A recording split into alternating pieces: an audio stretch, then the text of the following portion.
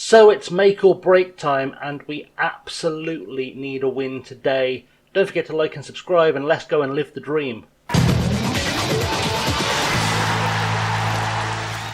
What's up guys, ChasingLamely here with episode number 49 of Living the Dream. Today we play our second leg of the semi-final of the League 2 playoffs against Wigan. It's raining and there is a few bits of team news. Laurie Mosquera suspended after picking up a booking last game. Robert McCormick of course still injured, and Ethan Watson is out as well with a twisted ankle. So we're down a few players, but there's nothing to catch you up on, so let's just go straight into the team selection and into the game. So our starting line today sees Starkey return in goal, Mashevsky, Kirk and Phillips alongside Curtis in defence. Obviously Phillips and Curtis missed the last game. I say missed the last game. Phillips of course comes in from Mosquera. Curtis was unavailable. Kerrigan, Cisse, Hardy and Kelly in midfield. They did very well last time out, with Wickham and Porter up top. The bench sees Robson, Barton, Yeltsin, French, Lee, Marsh and Gary Petty. I don't think we've seen Kieran French before. He is an Irish under-19 international who looks very good, very, very quick. Apparently he's more of a winger than a striker, but he's probably going to become quite important for us, especially because I'm aware that if we do win today, Marshall Wickham is going away to the Under-20 World Cup with England, which is going to be a concern. But let's go kick off, and I say kick off, let's go to the dressing room. So in the dressing room, let's me to say go and have some fun tonight. I feel like you deserve to be in the final. I expect to make it happen is probably more accurate, but we'll go with that one.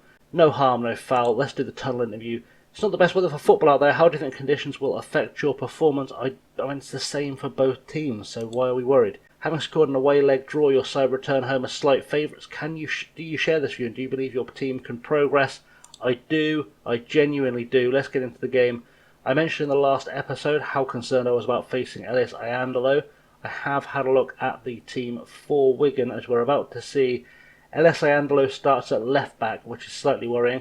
We also saw Turgott and Jolly and McHugh were very good against us last time out. So a little bit of cause for concern, but hopefully we will still see this one through. Corner early on for us, 7 minutes on the clock. Hardy short to Cisse, and he goes to the byline, cuts it back for Mashevsky, who's going to have a pop, and it just goes over. Good early chance for us, but we really need to get a goal here, and if we can hold on to a 1-0, I'll be pretty happy with this one. Long throw coming in from Curtis, and cleared immediately by Phillips, but only as far as Alex Kirk. To Steve Hardy. Can Hardy do something here? Plays the ball out wide for Curtis. Can Curtis get a cross in? Just plays it short to Hardy. Hardy back to Curtis. Curtis with a cross. Kerrigan is there. Wickham is the man that puts it away. Truman making the save, but only spilling it as far as Marshall Wickham, who will happily take that all day for his 27th goal of the season. And probably, to be fair, his last goal of the season, unless he scores a few more today. Because as I said, I think he would miss the final because he's away on international duty. I might be wrong. The Under-20 World Cup may take place in the gap between... There's like a 2-week gap between the semis and the final, but I don't think it does. Another corner for us. 33 minutes on the clock. Hardy goes short to Cisse. Cisse back to Mashevsky. Can he have a pop and score? He has had a pop. It's not gone anywhere. Iandolo has turned it away for another corner for us. Be interesting to see if we try the same routine here. It looks like we're going to. Hardy again to Cisse. Cisse this time going on a bit more of a deep run. Mashevsky is there. It's off the post, and Porter I thought might get it in, but he was offside, or Kelly was offside. Either way, it came off a defender. Throw in now for Wigan with Hargreaves to Ayunga. Ayunga tries to cut it back to Hargreaves. Kelly got in the way, but then gave it away to Hargreaves anyway, and Ayunga is now through, cuts it across the box, and Jolly puts it wide. It's a free kick for offside anyway, but still, it's not really, it didn't look great for us for a second there. Karol Mashevsky is exhausted as well. He may have to get replaced either at or shortly after half-time, which is where we're at now at the break. It's 1-0, 3-2 on aggregate. We're going to say I'm pleased with how things are going. Just have a quick check on the way out, I think. I say on the way out, on the other side of half-time, just to see if Mashevsky's coming out any more fit. It doesn't look like he is, so it's probably only going to be about 5-10 more minutes before I take him off. Truman hoofs the ball forward. Ayunga gets on the end of it, heads it to Jolly. Jolly, doesn't find Mashevsky, doesn't find anyone but Mashevsky, and then Marshall Wickham is through. If Marshall Wickham can play this into the box, we might get something out of here, but Sawamni is the guy that tackles him, gets rid of it. Mashevsky will pick up the ball again, hoofs it down the line, And Kerrigan is there to Cisse. Cisse plays in Wickham. Can Wickham score again? He can. Marshall Wickham with his 28th of the season. He'd need 2 more goals to get to 30 for the season, but I wouldn't rule it out entirely. Brian Kelly, I've just noticed, has come back into the game. He wasn't playing well just before half-time, but he seems to be doing okay now, so he may stay on a bit longer. But Mishevsky, I think, is probably going to come off in the very near future just because he is tired, he is booked.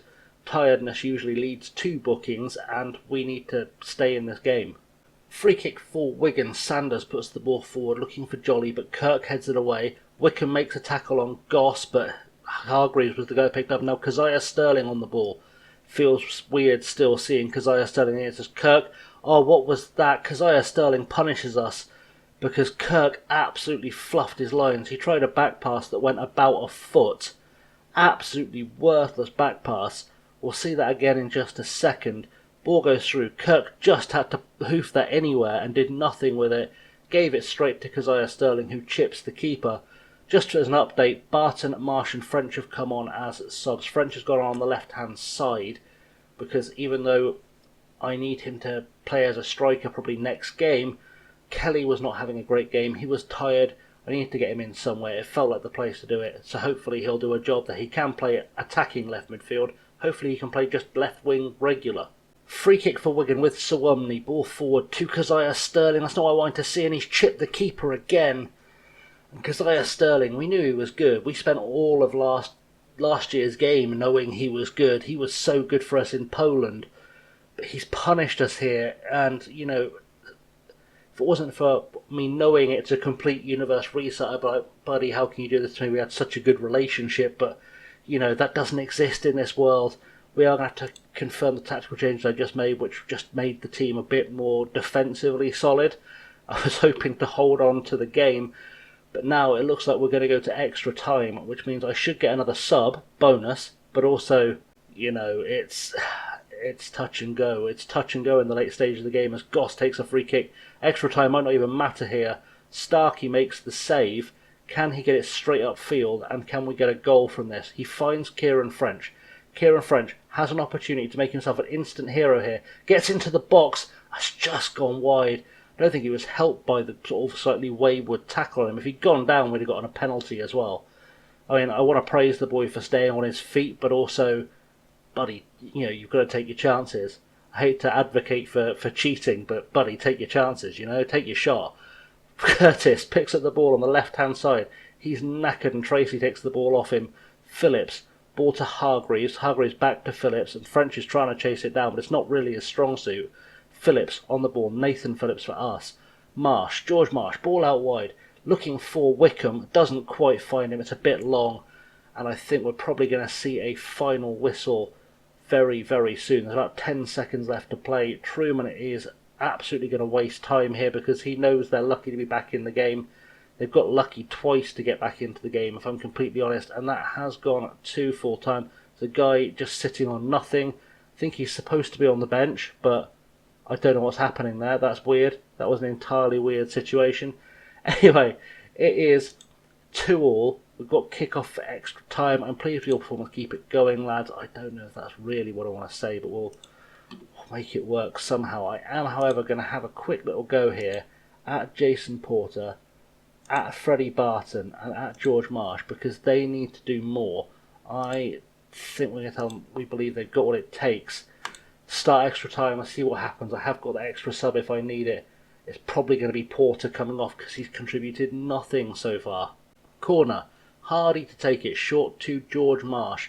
Marsh going for a run. Back to Hardy. Hardy has options. Cuts it back. Looks for French on the back post, who just heads it over the bar. Unfortunately, that was a good chance for him to make a name for himself. And now we've got to throw him with Curtis to Porter.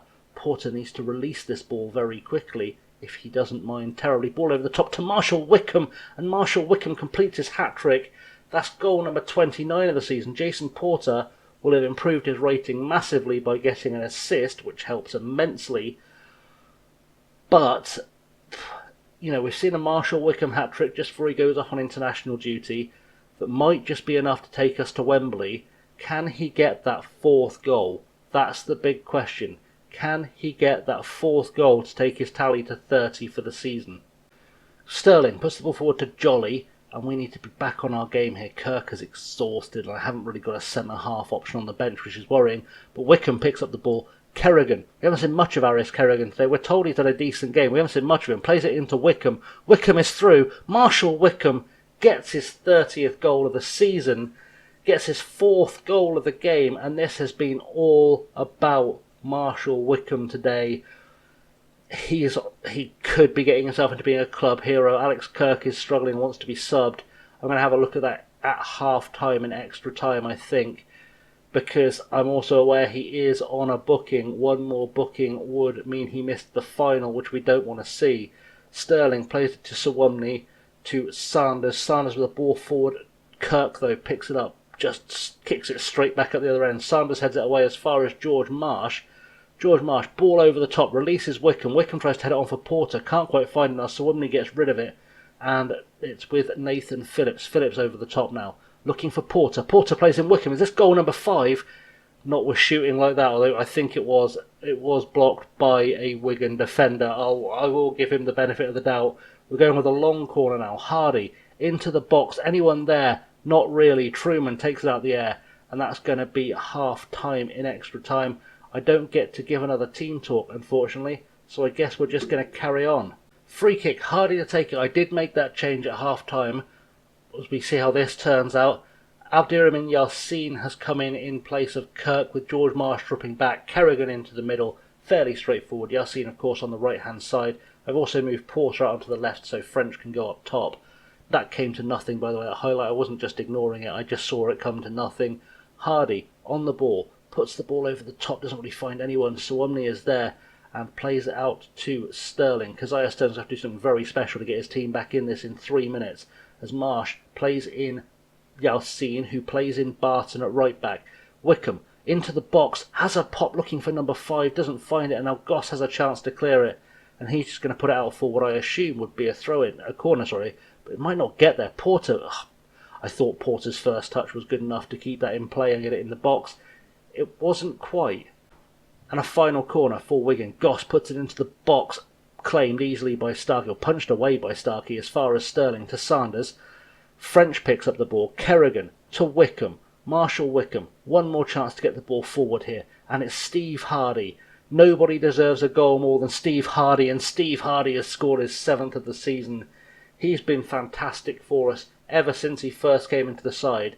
And I feel really good that he was able to get us a goal on an occasion like this. We're going to praise the team, because at 5-2, 7-4 on aggregate, how do you not? Steve Hardy's been one of the absolute stars of this series, and it's really nice on an important occasion to see him getting a big-time goal for us.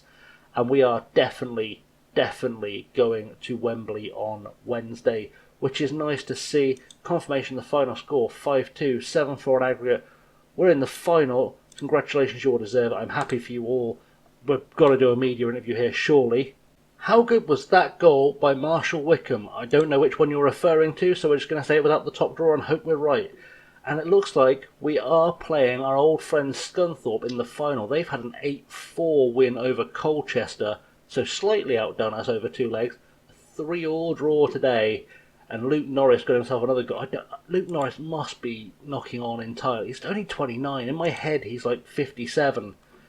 He's been around forever. Anyway, we are going to go and play Scunthorpe in the playoff final, which is absolutely ridiculous. They're becoming our nemesis a little bit. We challenged them for promotion out of the National League last year and beat them. We lost to them in the FA Trophy final last season. Now we go to Wembley once more to face Scunthorpe. But in the meantime, guys, that's a good place to wrap up this episode, and we will come back, as I said, with that game on Wednesday. You can find me on the socials below. I am on Twitter, Insta and Patreon at ChasingLamely. Don't forget to like and subscribe. Magic Graphic there will remind you to hit the subscribe button, ring the bell. Don't forget to choose the all option, because that will tell you every time I go live, put up a video, whatever. More content is good for you. It's free and everything. Anyway, guys, in the meantime, thank you for watching. I have, as always, been Chasing Lamely. Until next time, have a good one.